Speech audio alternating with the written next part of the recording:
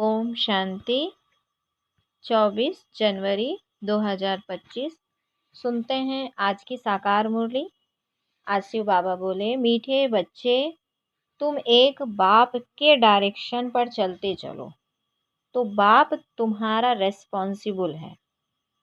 बाप का डायरेक्शन है, चलते फिरते मुझे याद करो। क्या बोला शिव बाबा ने? मीठे बच्चे कि तुम एक बाप के डायरेक्शन पर चलते चलो तो बाप तुम्हारा रेस्पॉन्सिबल है। बाप का डायरेक्शन है कि चलते फिरते मुझे याद करो। आज का प्रश्न है, जो अच्छे गुणवान बच्चे हैं उनकी मुख्य निशानियां क्या होगी? जो अच्छे गुणवान बच्चे हैं उनकी मुख्य निशानियां क्या होगी? उत्तर है, वह कांटों को फूल बनाने की अच्छी सेवा करेंगे, किसी को भी कांटा नहीं लगाएंगे, कभी भी आपस में लड़ेंगे नहीं, किसी को भी दुख नहीं देंगे। दुख देना भी कांटा लगाना है। क्या कहते शिव बाबा कि वह कांटों को फूल बनाने की अच्छी सेवा करेंगे, किसी को भी कांटा नहीं लगाएंगे, कभी भी आपस में लड़ेंगे नहीं, किसी को भी दुख नहीं देंगे। दुख देना भी कांटा लगाना है। गीत है, यह वक्त जा रहा है। ओम शांति, ओम शांति। मीठे मीठे सिकिलधे रूहानी बच्चों ने नंबरवार पुरुषार्थ अनुसार इस गीत का अर्थ समझा। नंबरवार इसीलिए कहते हैं क्योंकि कोई तो फर्स्ट ग्रेड में समझते हैं, कोई सेकंड ग्रेड में और कोई थर्ड ग्रेड में। समझ भी हर एक की अपनी अपनी है, निश्चय बुद्धि भी हर एक की अपनी है। बाप तो समझाते रहते हैं, ऐसा ही हमेशा समझो कि शिव बाबा इन द्वारा डायरेक्शन देते हैं। तुम आधा कल्प आसुरी डायरेक्शन पर चलते आए हो। अब ऐसा निश्चय करो कि हम ईश्वरीय डायरेक्शन पर चलते हैं तो बेड़ा पार हो सकता है। अगर ईश्वरीय डायरेक्शन ना समझ मनुष्य का डायरेक्शन समझा तो मुझ पर बाबा ने कहा कि अगर ईश्वरीय डायरेक्शन ना समझ मनुष्य का डायरेक्शन समझा तो मुझ पड़ेंगे। बाप कहते हैं कि मेरे डायरेक्शन पर चलने से फिर मैं रिस्पॉन्सिबल हूँ ना। इन द्वारा जो कुछ होता है उनकी एक्टिविटी का मैं ही रिस्पॉन्सिबल हूँ। इन मतलब ब्रह्मा बाबा द्वारा, उनको हम राइट करेंगे। माना उसको जो भी बात आई है उसको हम राइट करेंगे। तुम सिर्फ हमारे डायरेक्शन पर चलो।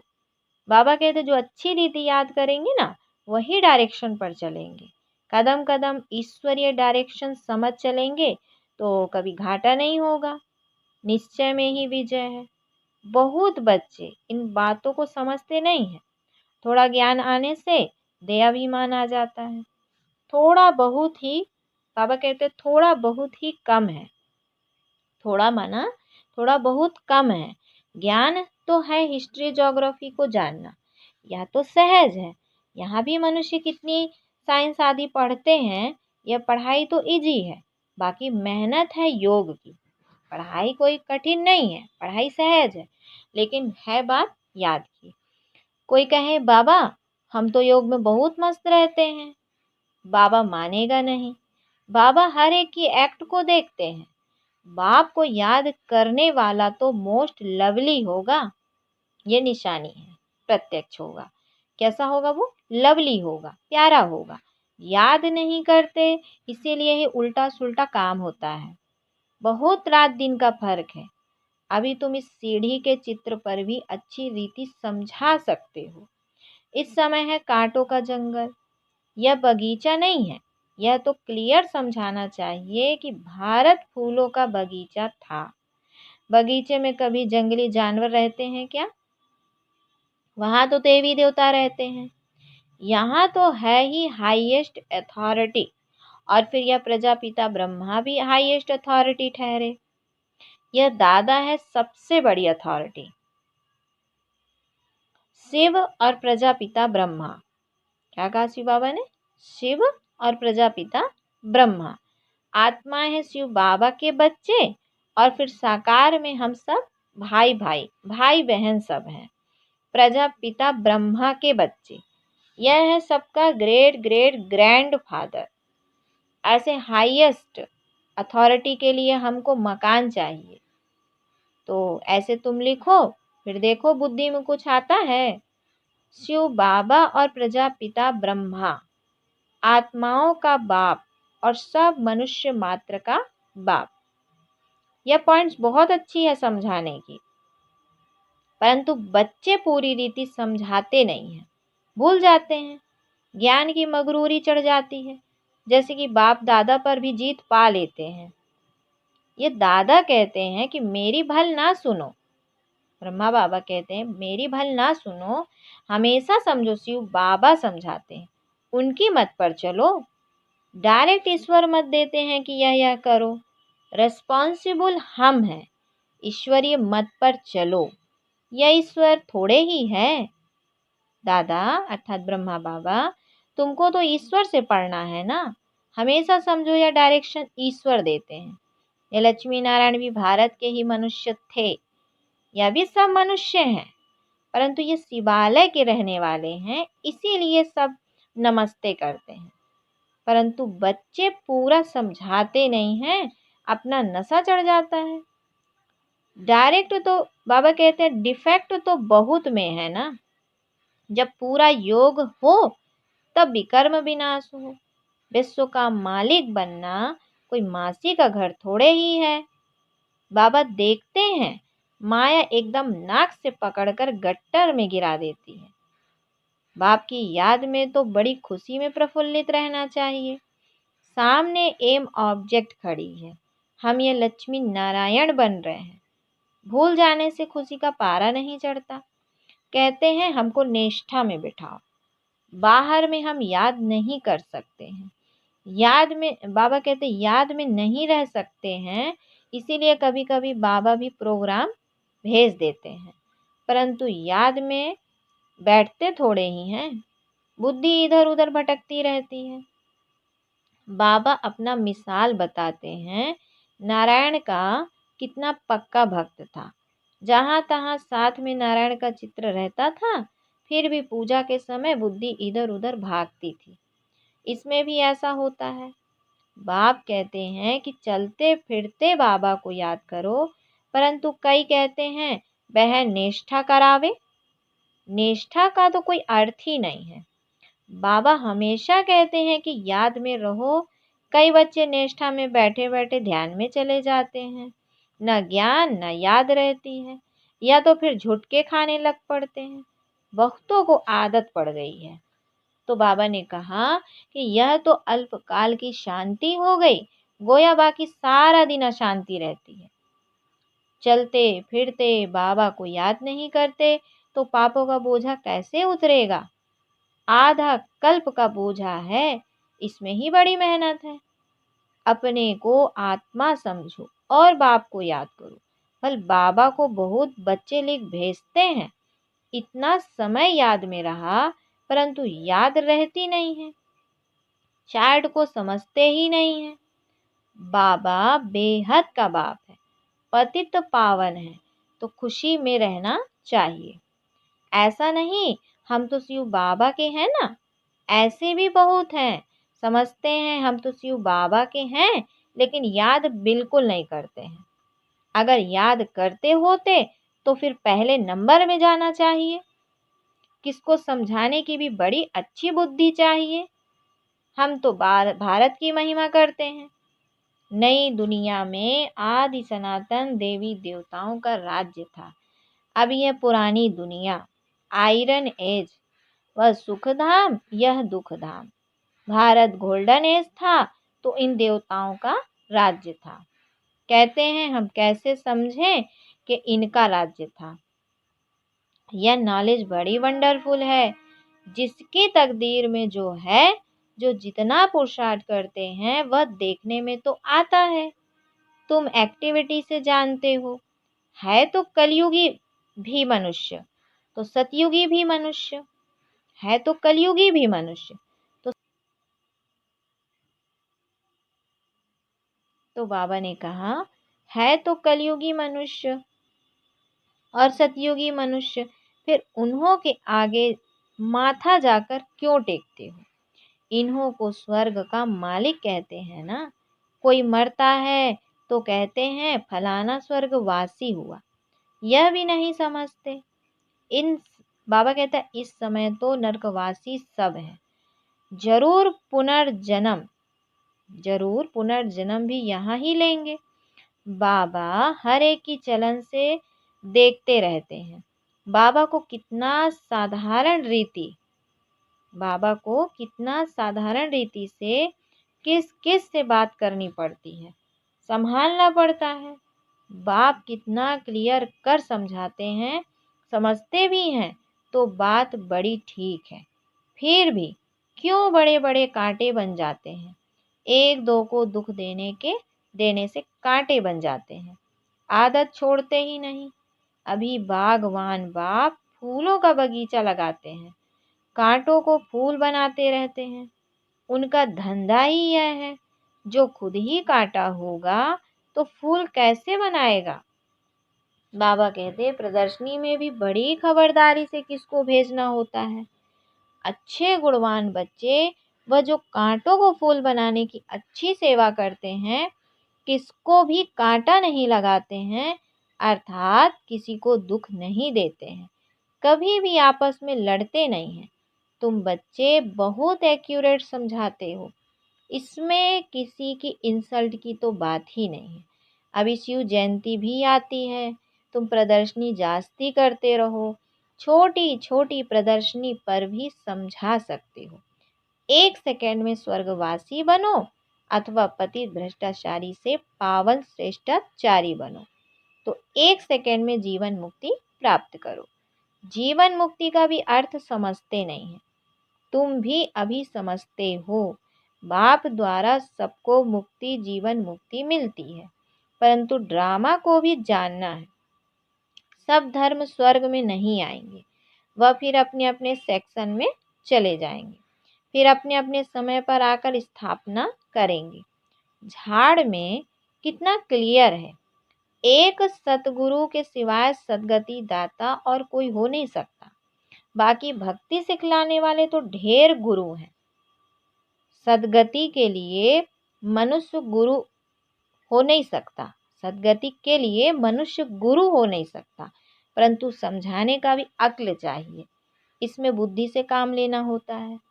ड्रामा का कैसा वंडरफुल खेल है। तुम्हारे में भी बहुत थोड़े हैं जो इस नशे में रहते हैं, है ना। ज्ञान की बातों का जो समझानी है, सत्यता है, उसका नशा सब बच्चों को नहीं है, क्योंकि जो पढ़ेंगे अच्छी रीति सेवा करेंगे उनको ही बुद्धि में ज्ञान अच्छे से समझ आती है। इसीलिए बाबा ने कहा कि तुम्हारे में भी बहुत थोड़े हैं जो इस नशे में रहते हैं। अच्छा, फिर बाबा ने बच्चों को याद प्यार दिया। मीठे मीठे सिकिलधे बच्चों प्रति माता पिता बाप दादा का याद प्यार और गुड मॉर्निंग। रूहानी बाप के रूहानी बच्चों को नमस्ते। हम रूहानी बच्चों की रूहानी माता पिता बाप दादा को याद प्यार, गुड मॉर्निंग और नमस्ते। फिर है रात्रि क्लास 18 मार्च 1968 का। बाबा कहते हैं तुमको वास्तव में शास्त्रों पर वाद विवाद करने की कोई दरकार नहीं है। तुमको माना किसको? हम बच्चों को। मूल बात है ही याद की, और सृष्टि के आदि मध्य अंत को समझना है। चक्रवर्ती राजा बनना है। कैसे बनेंगे? जब हम पूरे 84 जन्मों के चक्र को समझेंगे। इस चक्र को ही सिर्फ समझना है। इनका ही गायन है सेकंड में जीवन मुक्ति। तुम बच्चों को वंडर लगता होगा, आधा कल्प भक्ति चलती है। ज्ञान रिंचक नहीं, ज्ञान है ही बाप के पास। बाप द्वारा ही जानना है। यह बाप कितना अनकॉमन है, इसीलिए कोर्टों में कोई निकलते हैं। वह टीचर्स ऐसे थोड़े ही कहेंगे, या तो कहते हैं मैं ही बाप टीचर गुरु हूँ, तो मनुष्य सुनकर वंडर खाएंगे। भारत को मदर कंट्री कहते हैं, क्योंकि अम्बा का नाम बहुत बाला है। अम्बा माता, भारत माता। तो क्या कहा, भारत को मदर कंट्री कहते हैं क्योंकि अम्बा का नाम बहुत वाला है। अम्बा के मेले भी बहुत लगते हैं। अम्बा अम्बा मीठा अक्षर है। छोटे बच्चे भी माँ को प्यार से कहते हैं ना, क्योंकि माँ खिलाती पिलाती संभालती है। अब अम्बा का बाबा भी चाहिए ना। अम्बा का बाबा, यह तो बच्ची है एडाप्टेड, पति तो है नहीं। अम्बा का अम्बा ये तो बाबा ने कहा ना, यह तो बच्ची है एडॉप्टेड, पति तो है नहीं। यह नई बात है ना। प्रजापिता ब्रह्मा तो जरूर एडाप्ट करते होंगे। ये सभी बातें बाप ही आकर तुम बच्चों को समझाते हैं। अम्बा का कितना मेला लगता है, पूजा होती है, क्योंकि बच्ची ने बहुत सर्विस की है। मम्मा ने जितनों को पढ़ाया होगा ना, उतना और कोई पढ़ा ना सके। मम्मा का नामाचार बहुत है, मेला भी बहुत बड़ा लगता है। अभी तुम बच्चे जानते हो कि बाप ने ही आकर रचना के आदि मध्य अंत का सारा राज तुम बच्चों को समझाया है। तुमको बाप के घर का भी मालूम पड़ा है। बाप से भी लव है तो घर से भी लव है। यह ज्ञान तुमको अभी मिलता है। इस पढ़ाई से कितनी कमाई होती है तो खुशी होनी चाहिए ना। और तुम हो बिल्कुल साधारण, दुनिया को पता नहीं है। बाप आकर यह नॉलेज सुनाते हैं। बाप ही आकर सभी नई नई बातें बच्चों को सुनाते हैं। नई दुनिया बनती है बेहद की पढ़ाई से।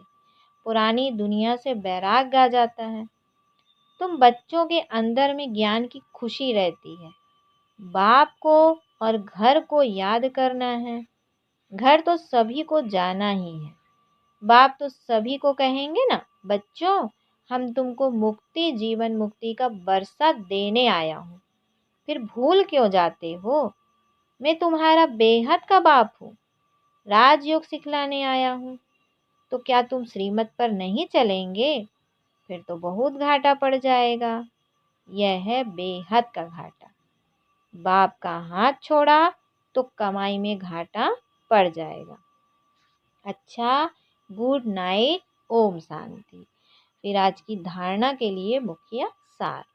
बाबा बोले, एक बाबा की याद से मोस्ट लवली बनना है। चलते फिरते कर्म करते याद में रहने की प्रैक्टिस करनी है। बाप की याद और खुशी में प्रफुल्लित रहना है। दूसरा पॉइंट है, कदम कदम ईश्वरीय डायरेक्शन पर चल, हर कार्य करना है। अपनी मगरूरी दे अभिमान का नशा नहीं दिखाना है। कोई भी उल्टा सुल्टा काम नहीं करना है। मूंझना नहीं है। कोई भी उल्टा सुल्टा काम नहीं करना है, मूंझना नहीं है। फिर आज बाबा बच्चों को वरदान देते हैं कि साधारण कर्म करते भी ऊंची स्थिति में स्थित रहने वाले सदा डबल लाइट भव। साधारण कर्म करते भी ऊंची स्थिति में स्थित रहने वाले सदा डबल लाइट भव। जैसे बाप साधारण तन लेते हैं, जैसे आप बोलते हो वैसे ही बोलते हैं, वैसे ही चलते हैं। तो कर्म फल साधारण है लेकिन स्थिति ऊंची रहती है। ऐसे आप बच्चों की भी स्थिति सदा ऊंची हो। डबल लाइट बन ऊंची स्थिति में स्थित हो। कोई भी साधारण कर्म करो, सदैव यही स्मृति में रहे कि अवतरित होकर अवतार बन करके श्रेष्ठ कर्म करने के लिए आए हैं। क्या कहा, अवतरित होकर अवतार बन करके श्रेष्ठ कर्म करने के लिए आए हैं। तो साधारण कर्म अलौकिक कर्म में बदल जाएंगे। साधारण कर्म अलौकिक कर्म में बदल जाएंगे। स्लोगन है, आत्मिक दृष्टि वृत्ति का अभ्यास करने वाले पवित्रता को सहज धारण कर सकते हैं। क्या कहा बाबा ने, आत्मिक दृष्टि वृत्ति का अभ्यास करने वाले पवित्रता को सहज धारण कर सकते हैं। आज की बाबा की साकाश की पॉइंट है, बाबा कहे कि जितना स्वयं को मनसा सेवा में बिजी रखेंगे उतना सहज माया जीत बन जाएंगे। सिर्फ स्वयं के प्रति भावुक नहीं बनो, लेकिन औरों को भी शुभ भावना और शुभ कामना द्वारा परिवर्तन करने की सेवा करो। भावना और ज्ञान, स्नेह और योग दोनों का बैलेंस हो। भावना और ज्ञान, स्नेह और योग दोनों का बैलेंस हो। कल्याणकारी तो बने हो, अब बेहद विश्व कल्याणकारी बनो। बाबा ने कहा कि जितना स्वयं को मनसा सेवा में बिजी रखेंगे, उतना सहज मायाजीत बन जाएंगे। सिर्फ स्वयं के प्रति भावुक नहीं बनो, लेकिन औरों को भी शुभ भावना और शुभ कामना द्वारा परिवर्तन करने की सेवा करो। भावना और ज्ञान, स्नेह और योग दोनों का बैलेंस हो। कल्याणकारी तो बने हो, अब बेहद विश्व कल्याणकारी बनो। अच्छा, ओम शांति, ओम शांति।